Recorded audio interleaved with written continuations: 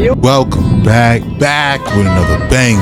It's the React Files. Let's get straight to it. What if what they are doing to these Hollywood celebrities is what they plan on doing to us? What the heck happened to Selena Gomez? Who the heck are you, lady? You're not the Selena I remember. How are we going from this to this? All of you in my comment section are telling me that it's just age, but I have never in my life seen anyone change their personality, their voice, their looks so dramatically just within a few years. This is what Selena Gomez used to act like. I've had a lot of people try to tear me down, but I'm here. And I have always been myself, and I've always wanted. Selena, which one of your songs gets you moving and grooving when you're on your own? That is not something I do often. You know, I will say when I'm with my sister or we're in the car, sometimes like Who Says is one of the songs but I was 16 and that's more of a nostalgic feeling. But no, I don't like listening to myself. Another trend I don't understand that's happening in Hollywood is veneers. Why are young celebrities getting fake teeth? And it's like all of the celebrities who look nothing like they used to. One example would be Lindsay Lohan.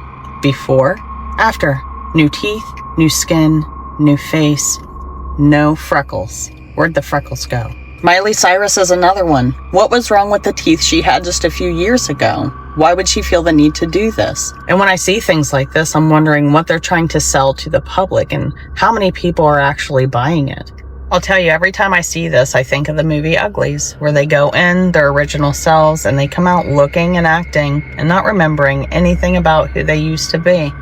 So you tell me, are you buying what they're selling? Yo, I don't know what happened to Selena Gomez. Shout out to A Truth For You. That's crazy. It's like everything about her changed. Creepy. And away we go. So we're on day 6 of the government shutdown, and there's a few things that you may or may not know. For starters, let's follow the money because they're saying investors are using Bitcoin as a safe haven asset during the shutdown, which is probably true because gold and Bitcoin both hit an all-time high, like today. Now, this usually happens when smart money starts moving around, when there's instability in the market, when it comes to war, a government shutdown, I don't know, maybe a crash coming about. And I've been telling you guys about Bitcoin and cryptocurrency as a whole. Don't miss out. Here's a little lesson learned. Don't be Germany because they held 50,000 Bitcoin at the price of 54,000, costing them $3.5 billion in profit. So don't be Germany. And also, don't be one of these poor bastards still using Robinhood for crypto and stocks or any kind of financial transactions because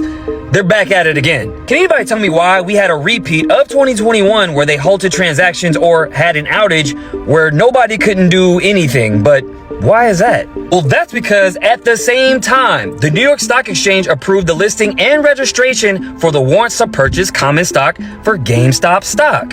Interesting. Now, what this means for stockholders is that these warrants for every 10 share allows them to purchase an additional GameStop share at a fixed price at $32, which means that Robinhood, if they had to fill these orders, everybody could have took a massive dump on them. So yeah, I'm not using Robinhood, never will. And speaking of blockchain and crypto, I am building an entire creator studio with blockchain technology. We have our own token called Jet Set Token. So welcome to Jet Set Studios. We can do podcasting, live streaming, you name it. Make sure you guys get into my school community where I teach you everything from A to Z about this stuff. But what do you guys think down below? Let me know. I think he's definitely on to something. Shout out to Maverick Approach. The shutdown pushed the investors to Bitcoin as a safe haven asset. Yo, that's crazy. I think that's really eye-opening. It's definitely something to consider moving forward. Shout out to Maverick Approach. Congratulations on that new studio. Adrenaline hot. Candace just dropped the group chat that Charlie was part of. Of course, allegedly, but it's crazy because it literally is corroborated by multiple people, not just her. Somehow they're all able to hear the same thing. Take a look. So Charlie writes in this group chat, just lost another huge donor, $2 million a year because we won't cancel Tucker. I'm thinking of inviting Candace. Somebody writes, oh. Charlie writes, donors play into all of this. I cannot and will not be bullied like this, leaving me no choice but to leave the pro-Israel cause. And somebody writes, donor writes, and TikTok, don't even think about touching this video. I'm just sharing you the alleged news. I mean, since when is it bad to go down every single avenue of information to make sure that we're going the right way? And those messages, which were corroborated, were 48 hours before he lost his life. Now, 1000% completely unrelated. Do y'all remember when Andrew Colbeck came out and said that they were able, or they had tracked 270,000 devices into the memorial through some kind of technical thing? Well, not that it's related at all, but 3 days before he passed away. According to new FARA files, we had Show Faith by Works and the TPUSA app and other things all being registered to a foreign by profit, literally documented right here, in which they would give churchgoers and other kind of people certain ads, targeted ads. About what? I don't know. Oh, and by the way, back to the messages, she actually dropped the name as well. Or in this text thread. I'm not going to reveal the names of the other 7.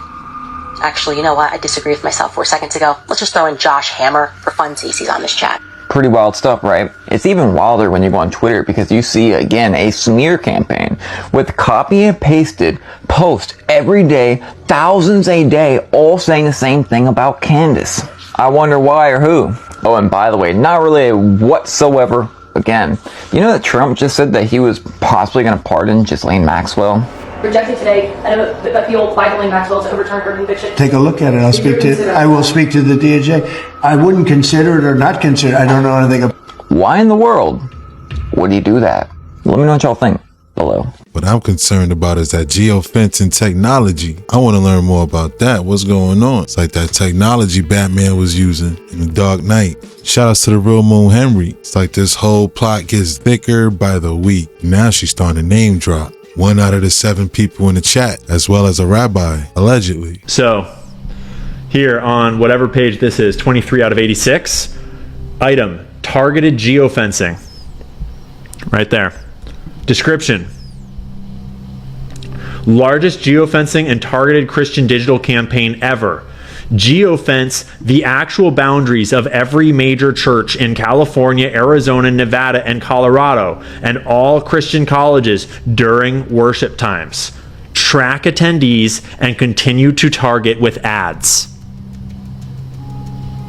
So, what that means is that Israel, the state of Israel, on this FARA registration is disclosing that a foreign state is paying for an influence campaign that will actively locate your cell phone if you go to church in any of California, Arizona, Nevada, and Colorado.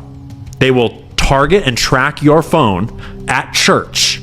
And then when you leave church, they will continue to track you and send you customized Israel ads using Israeli money to back that campaign. That's why we have FARA, is so that they have to disclose shit like this.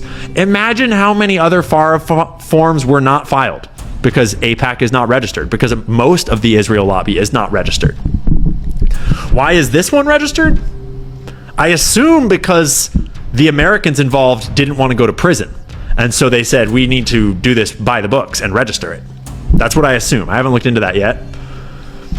But that is just a handful of the spice that is in this document. Because then they also have, they have a list of all of the churches that they are targeting with this digital geofencing, meaning they put down a digital fence in their application around the church building, and any device, any cell phone that goes inside that geofence, they track that phone, and they track your data, and they track your movement and your activity. If you go to any of these churches, Scottsdale Bible Church, North Phoenix Baptist Church, Northwest Community Church, Palm Valley Community Church, Palmcroft Baptist Church, it goes on and on and on and on and on and on and on. And they have this comprehensive list of all of the churches that they're going to target all across all these states, California, Texas, you name it. Then they have all the independent ones. They have analysis of how many people are at each church, how much conversion of payments from this budget into targeted messaging. How much will it cost per message? And then they have all of these slides just exposing what they're trying to do. slides that's exposing what they're trying to do via Farah. I never even heard of Farah. Shout outs to Ian Carroll. A geofence, and you walk in and your phone get tagged and it follows you when you leave. Yo, that's crazy, man. That's insane. Yeah, at this point we in too deep. For sure. In too deep. One user said they leave their phone in their car when they attend mass. Hearing this, it sounds like a good idea. Break a little bit of news on your program, Jesse. Our partners that do sort of geotagging with devices, they told us that they tracked over 277,000 devices in the vicinity of State Farm Stadium in Glendale, Arizona. Wow. 277,000. So that just gives you an idea of the scale of humanity out there. But it sounds like they just said the quiet part out loud, live on the air. I was skeptical as all I was hearing. Ian Carroll did a great job of breaking that down. Hearing this, I'm convinced. Let me get this straight. Charlie Kirk had no coroner's report, no church funeral, no burial site or grave, no official death certificate. Why has no official autopsy been conducted, nor any findings released? No ballistics report, not a single eyewitness on the record, and an award-winning widow already taking over his show. Why was the entire crime scene destroyed within hours, erasing vital evidence? They tore down everything, including the Dairy Queen. Why were there no paramedics on the scene? Why was Charlie Kirk's body removed and illegally flown out on Air Force 2? Why did Donald Trump pardon a Navy SEAL killer whose shadow looms over this case? Why was the stadium mysteriously booked by Turning Point 4 months before his death? How was a massive high-tech stadium memorial produced in only 11 days? Why do multiple women publicly appear as Erica Kirk, raising questions of identity? Why are there no birth certificates for their children? No names revealed, no faces ever shown. Where is a video of Charlie playing with his kids at a birthday party, or picnic, or any other family setting? Why do Freemasonic and satanic symbols surround this tragedy with chilling precision? Interesting that the gun was found on property owned by Palantir. Isn't it interesting Kash Patel fired many of the heads of the FBI in that area days before the shooting? Do you find it interesting that Charlie sold his house 8 months ago for $5 million? If the father of your 2 young children was just brutally murdered for the world to see days ago, do you leave them home with the nanny while you go on podcasts grinning from ear to ear? Is it not curious that a 17-year-old first-time Donald Trump beauty pageant contestant won, and now Trump appointed a top attorney general woman who has no experience who is also in his beauty pageant? This is only a fraction of the clues and evidence on this psyop. For those of you brave enough to look at the evidence while removing the preconceived emotions, the conclusion is Charlie was done with Israel bullying him, and I am now going to present you proof of what I am saying. This is an actual group chat, which happened 2 days before Charlie Kirk was assassinated. There were 9 people in total on this chat, including Charlie and Rob McCoy. I'm going to protect the names of the other 7 for now. To be clear, I might actually release a name every day this week, but I want to show you this because suffice it to say, Rob McCoy was on this text thread, and I think it helps contextualize him as a person, in my view, that he would attack me for telling the truth about the pressure that he was facing. Take a look. So Charlie writes in this group chat, just lost another huge Jewish donor, $2 million a year because we won't cancel Tucker. I'm thinking of inviting Candace. Somebody writes, ugh. Charlie writes, Jewish donors play into all of the stereotypes. I cannot and will not be bullied like this, leaving me no choice but to leave the pro-Israel cause. And somebody writes, a donor writes, please do not invite Candace. That might feel good short term, but it's not good long term. In my opinion, like all groups, you're going to get a wide variety of opinions. That nasty free will thing that God bestowed on us makes life frustrating at times after the dust settles a bit, maybe. So again, this is 48 hours before Charlie Kirk was assassinated. He was very clear and he was very explicit, and he did not back down, not in that Hamptons meeting, which they're all lying about, nor in this text thread. I'm not going to reveal the names of the other 7. Actually, you know what? I disagree with myself 4 seconds ago. Let's just throw in Josh Hammer for funsies. He's on this chat, okay? So what are we to make of that? Okay, now that I'm showing you this and showing to you that the conversations were real, I want you to reflect, and it took me a lot of patience to allow the lies that were being woven and the misrepresentations of people that were pretending that I was just, high on lying about Charlie and the pressure he was under, the attacks that not just me, Tucker Carlson, Megyn Kelly faced for trying to stand up and tell the truth about what Charlie was actually going through. Why are you hearing it, though, from me and Tucker Carlson and Megyn Kelly? Isn't that weird? You got people that are hosting a show. Have they, in like one honorable thing, come out and said, like, you know what? F a couple of these donors who made his life a living hell in the last couple of weeks. Why haven't they done that? There's also a rabbi in that chat. Like, why hasn't anybody made that move to at least say, to vindicate what I have been saying about what he was going through? That registers to me as very suspicious. I'm going to frankly say that. It's suspicious to me.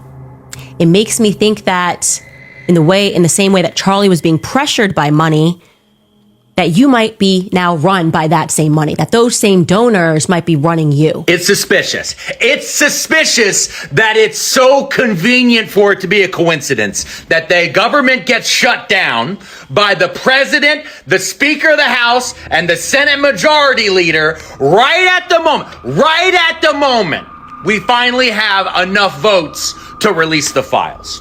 Right at the exact moment we finally have 218 signatures on a discharge petition, suddenly we don't negotiate about government shutdowns. Oh no, the government's been shut down. Oh, don't do that. Don't shut down the government so we can't swear in the 218th member of Congress who would sign the discharge petition and force a vote on releasing the files. The Republican Party, who is protecting all of the files, wouldn't want that to happen, Brer Rabbit.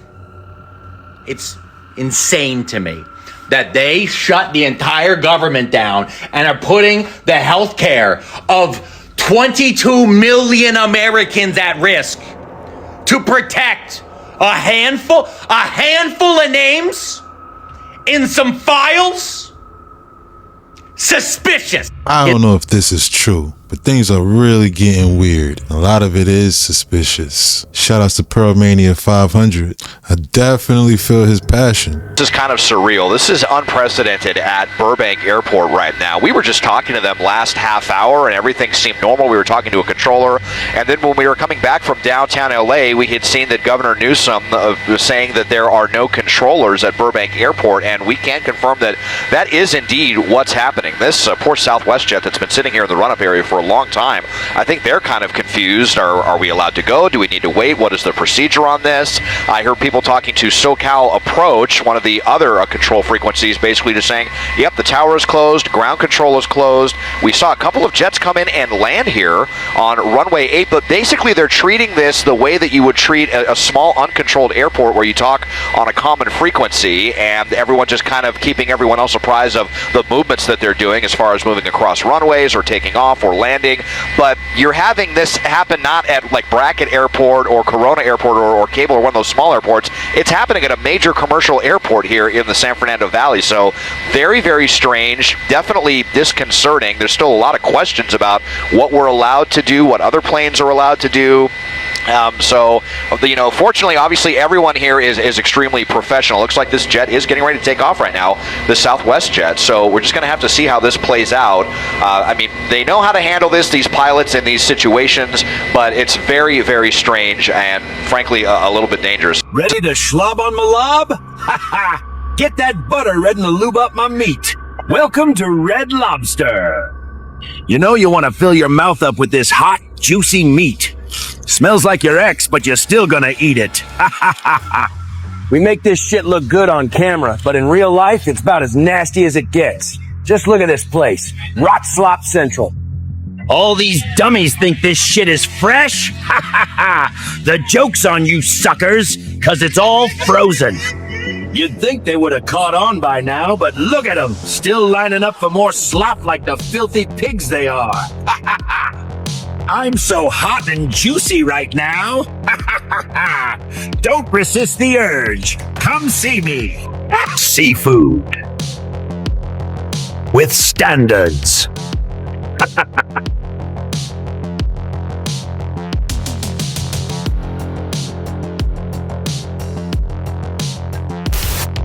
Large pepperoni, extra cheese, that'll be $22.50. Hold up, Kobe Bryant, ain't you supposed to be dead? Wait a minute, weren't you supposed to be? Touche. Guess we're both running late, huh? Yeah, man, give me that. I'm getting real sick of the news. Diddy has just submitted a request to the judge to serve his 4-year sentence at Fort Dix Prison in New Jersey. You can't even make this shit up anymore. How is this even real? Fort Dix is apparently a low-security prison which Diddy's legal team said would allow him to maximize visitation and drug rehabilitation. You know what? I'm done. I can't even. And that's a wrap. Hope you enjoyed the deep dive. If you enjoyed the video, please consider to give it a like, subscribe to the channel. Don't forget to hit that notification bell. Shout outs to all the reactors. Thanks again. Till next time.